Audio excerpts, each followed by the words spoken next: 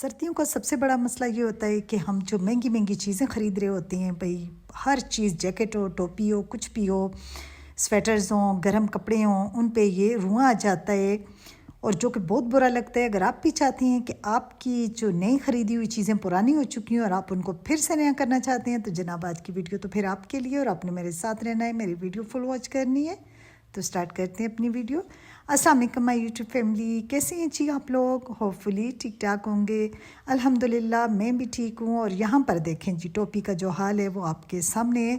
और मैंने ख़ुद ही जानबूझकर सबसे ज़्यादा जिस पे लेंथ थी तो मैंने वो वाली कैप उठाई है, क्योंकि मैंने कहा मेरी बहनों को अच्छे से नज़र आ जाए। क्योंकि ये होता है कैमरे में जैसे खाली आंख देख रही होती है, कैमरे में वो चीज़ इतनी ज़्यादा समझ नहीं आ रही होती।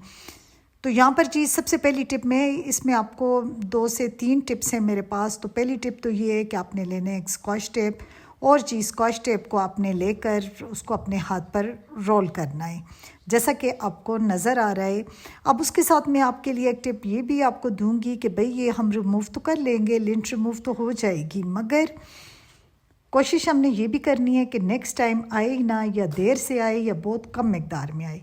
तो उसके लिए भी मैं आपको टिप दूंगी। तो यहाँ पर सबसे पहले हमने अपने हाथ पर टेप को रोल किया, और जिस तरह मतलब करते हैं हम लोग, वैक्सिंग वगैरह औरतें करती हैं, तो इस तरह जी आपने बिल्कुल टेप को साथ चिपका कर तो इस तरह उठाते रहना है। तो अच्छी खासी जो आप देखेंगे ये रुआं जो है टेप के साथ लग जाएगा। अब चलते हैं दूसरी टिप की तरफ, जिससे तो मेरी बहनें अच्छे से वाकिफ़ होंगी।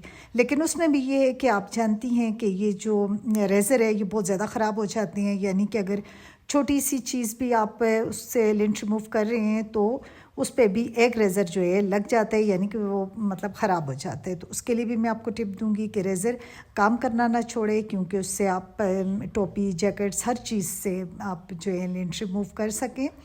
तो यहाँ पर जी आप देख रहे हैं बहुत तेज़ी से इससे रिमूव हो जाती है। इसमें कोई ख़ास टेक्निक नहीं है, बस टेक्निक यही है कि आपने इसको थोड़ा उठा कर इस्तेमाल करना है, क्योंकि अगर आप इसको दबा कर इस्तेमाल करेंगे तो आप जिस चीज़ से भी लेंस रिमूव कर रहे हैं तो उससे ये होगा कि कट भी पड़ सकता है। तो इसलिए जी आपने इस तरह मतलब हल्का हल्का सा ऊपर से आपने इसको फेरना है। अब इसके साथ अच्छी खासी जो इसकी लेंट रिमूव हो चुकी है, तो कुछ साथ चिपक गई है, तो उसके लिए भी मैंने इसी तरह टेप का इस्तेमाल किया है।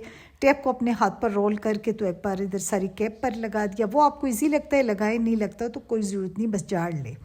यहाँ पर जी अब ताकि दोबारा इसके ऊपर ना आए ये रुआं, या फिर जो रुआं हल्का हल्का रह गया है वो भी अच्छे से बैठ जाए, और उसकी जो रुआं हमने हटाया है उसकी जो रूट्स हैं वो भी ख़त्म हो जाएं, तो उसके लिए जी हमने प्रेस करना है। आपको पता है कि वुलन की कोई चीज़ भी हो, आप उसको प्रेस कर रहे हैं तो आपने उसको खींचना बिल्कुल नहीं है, खींचने से ये लूज़ हो जाती है।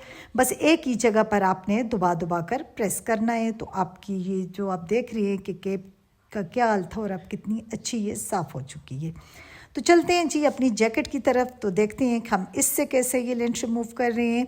जैकेट भी मेरी काफ़ी पुरानी है, ये आप देख सकते हैं, काफ़ी मतलब इस पे रुआं हैं।